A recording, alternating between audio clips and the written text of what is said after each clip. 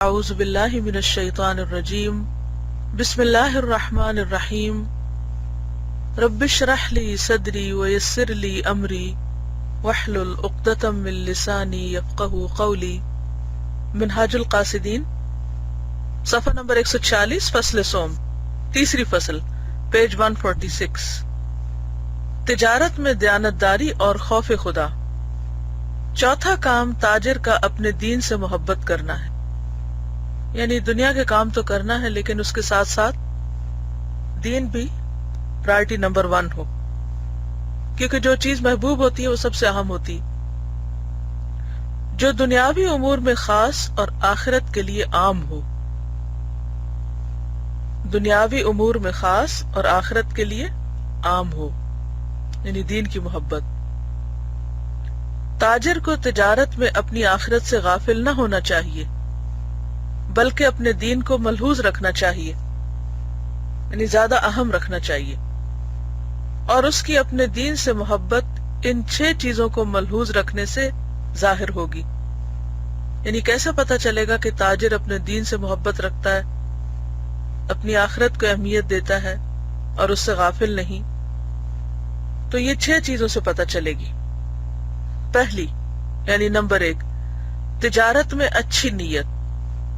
نیت یہ کرنی چاہیے کہ کسی سے سوال نہ کرنا پڑے، یعنی کسی کے آگے ہاتھ نہ پھیلانا پڑے، اور لوگوں سے طمع نہ رہے، لالچ نہ ہو، اور بال بچے کی ضروریات پوری ہوں، تاکہ یہ بھی مجاہدین میں سے ہو، یعنی اللہ کے راستے میں کوشش کرنے والے، کیونکہ ان کو حلال کھلائیں گے تو پھر ان کی تربیت بھی اچھی ہوگی اور وہ بھی اللہ کے اطاعت گزار اور فرما بردار بنیں گے، اور مسلمانوں کی خیر خواہی ملحوظ رہے، یعنی اوورآل سب کی بھلائی۔ تو یہ نیت ہونی چاہیے تجارت کے پیچھے۔ دوسری یہ کہ اپنی صنعت اور تجارت میں فرض کفایہ کی ادائیگی کی نیت کرے۔ فرض کفایہ وہ ہوتا ہے کہ جو اگر چند لوگ ادا کریں تو ساری کمیونٹی کی طرف سے ادا ہو جاتا ہے، جیسے نماز جنازہ ہے، یہ اسی طرح کچھ اور کام ہے۔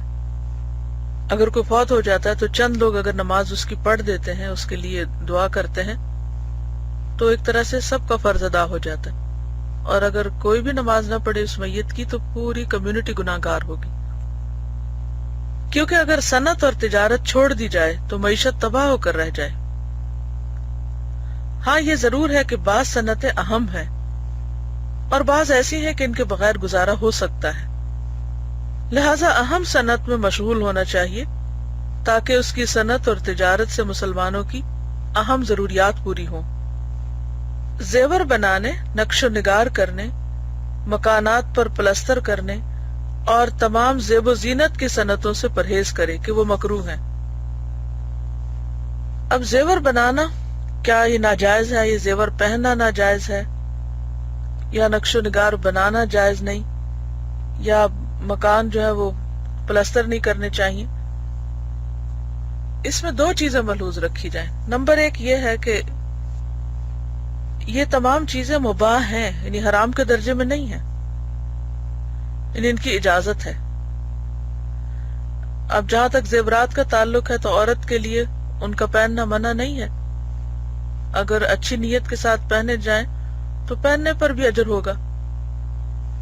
قرآن پاک میں جو عورت کی ایک صفت بتائی گئی ہے کہ افمن ینشأ فی الحلیۃ، کیا بھلا وہ جو زیورات میں پالی جاتی، تو مرد اور عورت کے درمیان زیورات جو ہیں یہ فرق کرتے ہیں۔ اسی طرح نقش و نگار بنانا، یعنی کسی بھی چیز کے اندر خوبصورتی لانے کے لیے، تو اگر وہ ایک حد کے اندر ہو تو وہ بھی عبادت ہے، کیونکہ ان اللہ جمیل یحب الجمال۔ لیکن اگر اسراف میں داخل ہو جائیں، ضرورت سے زائد ہو اور صرف زیب و زینت ہی مقصد زندگی بن جائے تو درست نہیں، کیونکہ زینت کو کلی طور پہ ترک کرنے کا حکم نہیں، کیونکہ اللہ تعالیٰ قرآن پاک میں فرماتے ہیں قل من حرم زینت اللہ التی اخرج لعبادہ والطیبات من الرزق، کہہ دیجئے کس نے حرام کیا اس زینت کو جو اللہ نے اپنے بندوں کے لیے نکالی اور رزق میں پاکیزہ چیزیں، یعنی حرام نہیں ہے۔ اس طرح مکانات پر پلستر کرنا، تو اس پہ بھی دیکھا جائے گا کہ نیت کیا ہے، پلستر کرنے سے مکان کی قیمت بڑھ جاتی ہے، یعنی اس کا استعمال اور اس میں سہولت ہو جاتی ہے۔ اگر پلستر نہ کیا جائے تو دیواروں کے اندر سے پانی جو ہے وہ زندگی کو مشکل میں ڈال دے گا، بارش کا پانی اندر جا کے، یا ویسے بھی اس میں گرمی سردی سے بچت کم ہوتی۔ اور تمام زیب و زینت کی صنعتوں سے جو میک اپ وغیرہ ہے کہ وہ مکروہ ہے۔ اب بذات خود یہ پیشے مکروہ تو نہیں ہے، لیکن کچھ لوگوں کی نسبت سے ناپسندیدہ ہو سکتے ہیں، کیونکہ وہ انہیں ان کے اصل کام میں رکاوٹ ڈالنے والے، ان کے اصل کام میں مشکل ڈالنے والے، یہ رکاوٹ ڈالنے والے۔ مثلا آپ دیکھیں کہ بعض لوگ جو ایک طرف علم کی خدمت کرتے ہیں، دوسری طرف اپنی روزی کمانے کے لیے کچھ نہ کچھ تجارت بھی کرتے ہیں۔ اب اگر ایک شخص ایک طرف قرآن کی تعلیم دے رہا ہے اور لوگوں کو آخرت کی بات بتا رہا ہے، اور دوسری طرف کچھ وقت زیور بنانے اور انتہائی زیب و زینت کی چیزیں تیار کرنے میں لگا ہوا ہے، تو قدرتی طور پر یہ مشغولیت اس کی پہلی مشغولیت کے راستے میں رکاوٹ ڈالے گی۔ اس کے ذہن، اس کے دل، اس کے دماغ، اس کے جذبات، اس کے احساسات ان چیزوں کو متاثر کرے گی۔ نتیجہ کیا ہوگا کہ پھر دو میں سے ایک کام متاثر ہوگا، یا تو پھر قرآن کا پڑھانا مثلا، کیونکہ اس میں وہ پوری طرح دل نہیں لگا سکے گا، اور یا پھر یہ کام متاثر ہوگا، کیونکہ انسان دو کشتیوں میں بیک وقت سوار نہیں ہو سکتا۔ تو کچھ چیزیں ایسی ہیں کہ جو ایک عام انسان کے لیے تو اس میں کوئی حرج نہیں، لیکن کچھ لوگوں کے لیے اس میں واقعی نقصان ہے۔ مثلا ویسے ہی قرآن کی خدمت کرنے والے لوگ کم ہیں، اور اگر قرآن کی خدمت کرنے والے لوگ بھی اپنی زندگی کا ایک بڑا حصہ نقش و نگار سیکھنے اور اس کو سکھانے یا اس کے بنانے میں لگا دیں، تو یقینی طور پر وہ قرآن کی خدمت متاثر ہوگی۔ تو یہ کام ان لوگوں کو کرنے چاہیے کہ جن کے پاس زیادہ وقت ہو۔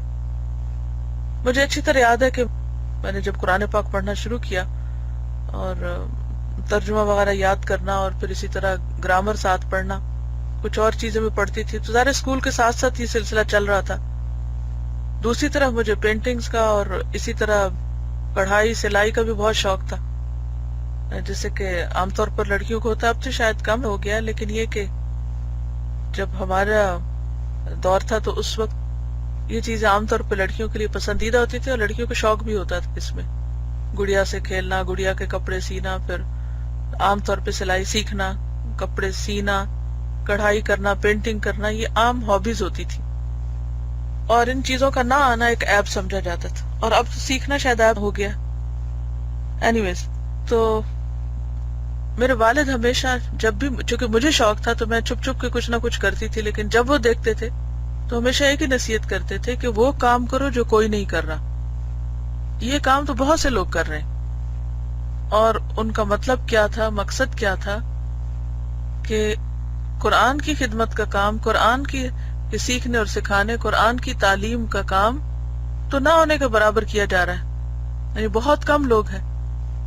اور پینٹنگ کا شوق، کڑھائی سلائی کا شوق، اور اس طرح کی اور بہت سی ہابیز یہ تو گھر گھر میں ہو رہی، بہت سے لوگ یہ کر رہے ہیں۔ تو یہاں جو ان کا مقصد ہے، کیونکہ یہ کتاب آپ کو پتہ ہے کہ ویسے بھی ایک ایبریج ورژن ہے اور اس میں مختصر ہے، یہ امام ابن الجوزی کی اصل کتاب کا اختصار ہے، تو بعض اوقات اختصار میں یہ بھی ہوتا ہے کہ پوری بات سامنے نہیں آتی اور اس سے کنفیوژن ہوتی ہے، تو مل کے اکٹھے پڑھنے کا ایک فائدہ یہ بھی ہے کہ ہم چیزوں کو ان کے کانٹیکسٹ میں سمجھیں۔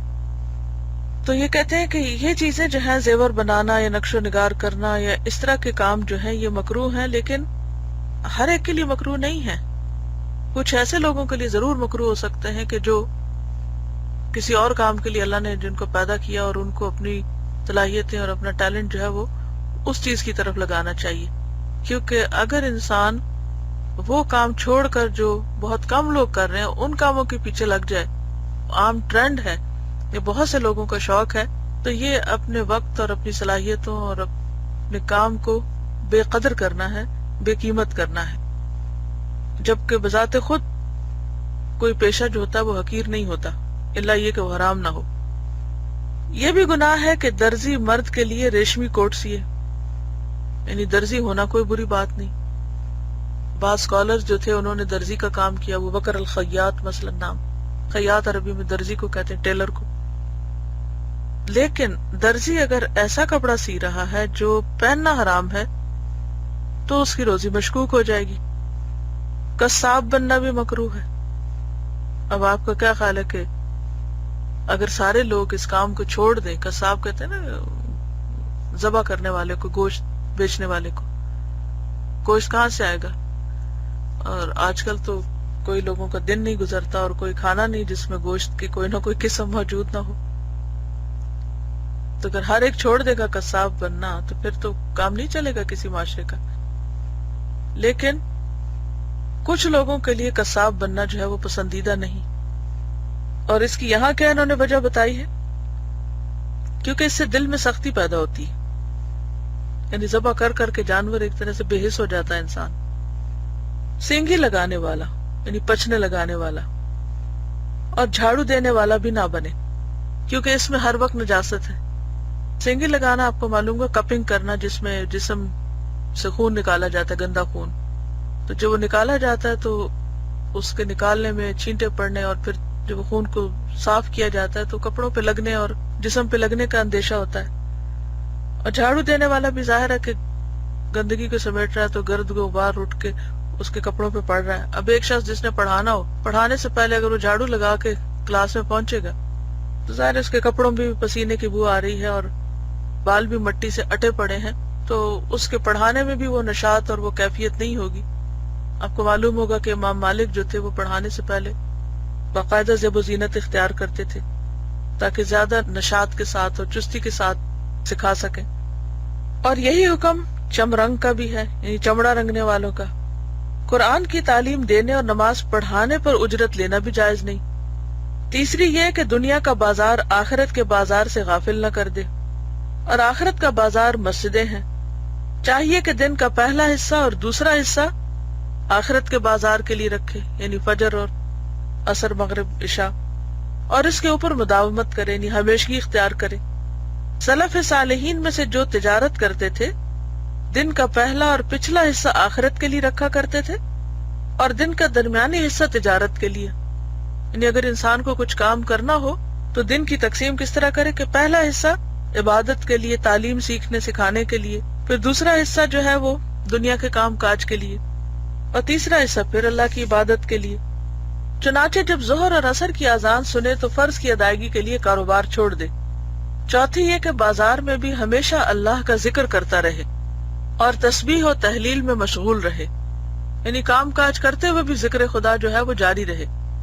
پانچویں یہ کہ بازار اور تجارت کی شدید حرص نہ رکھے، یعنی دھیان وہاں نہ لگا رہے.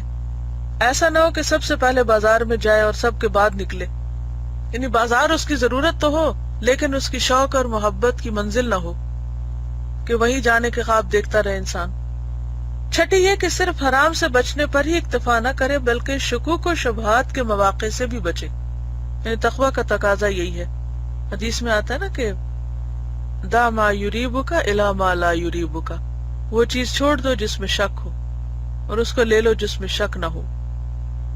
محض فتاوی پر انحصار کرنا کافی نہیں بلکہ اپنے دل سے فتویٰ پوچھے اور جو بات دل میں کھٹکے اس سے پرہیز کرے، کیونکہ گناہ کیا ہے؟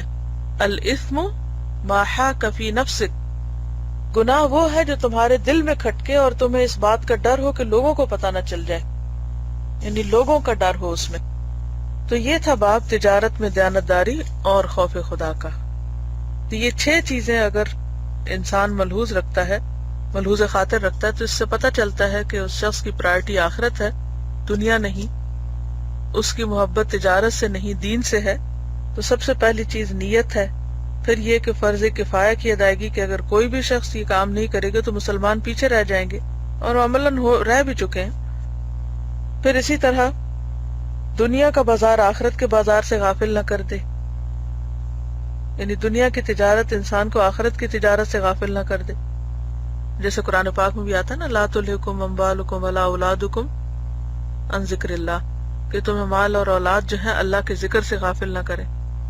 اور چوتھی یہ کہ بازار میں ہوتے ہوئے تجارت کرتے ہوئے بھی انسان اللہ کو یاد کرتا رہے. اور پانچویں بازار اور تجارت کی شدید ہرس نہ ہو. بس ٹھیک ہے، ایک فرض ہے، ایک کام کرنا ہے، لیکن اس کا شوق نہیں. شوق اس کا کچھ اور ہے، دین کا سیکھنا، سکھانا، عمل کرنا، اللہ کے راستے میں اللہ کی رضا کے کام کرنا. چھٹی یہ کہ صرف حرام سے بچنے پر اکتفا نہ ہو بلکہ شک و شبہ سے بھی بچے.